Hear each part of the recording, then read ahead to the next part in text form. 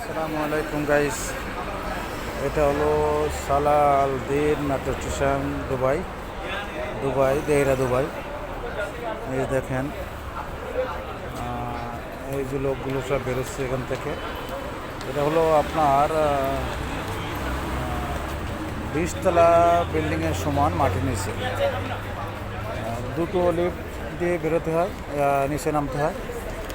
প্রথমে একটা দিয়ে নিচে সেন্টারে নামবেন, ওইখানে কাঠ পাঞ্চ করে তারপর ট্রেনের জন্য আরেকটা লিফট দিয়ে নিচে যেতে হবে। এটা টোটালি 20 তলা বিল্ডিংয়ের সমান, যেটা একটা অসম্ভব বাংলাদেশের জন্য। এখানে অধিকাংশই ট্রেন আছে আপনার আন্ডারগ্রাউন্ডে, আর উপরে খুবই কম, উপরে অনেক কম। এটা আছে দেখেন একটা মার্কেট, এই মার্কেটের সামনে এসে মার্কেট, এটার সামনে একটা আপনার ট্রাফিক সিগন্যাল আছে, এখানে গাড়ি দাঁড়িয়ে আছে।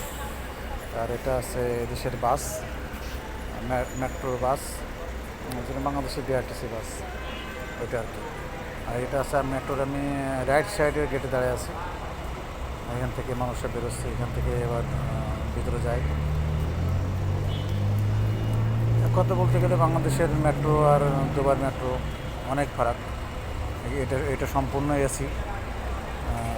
বাংলাদেশের তো আপনার এসি না, নন এসি। তারপরেও যেহেতু বাংলাদেশ আর দুবাই অনেক ফারাক, আপনার কালচার, আপনার সব দিক থেকে অনেক ফারাক। আমার ভিডিওটা বানানোর উদ্দেশ্য হচ্ছে, আসলে আমি একটু পরে ভিতরে যাব, ভিতরে একটা ভিডিও করবো ছোটো।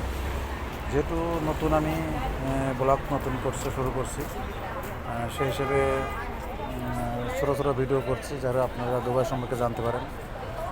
অবশ্যই লাইক কমেন্ট করবেন, যাতে আমি আবার পরবর্তী নতুন নতুন ভিডিও তৈরি করতে পারি।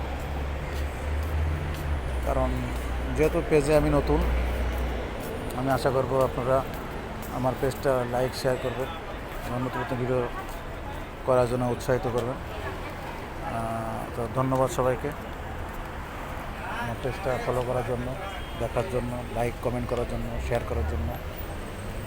ধন্যবাদ সবাইকে।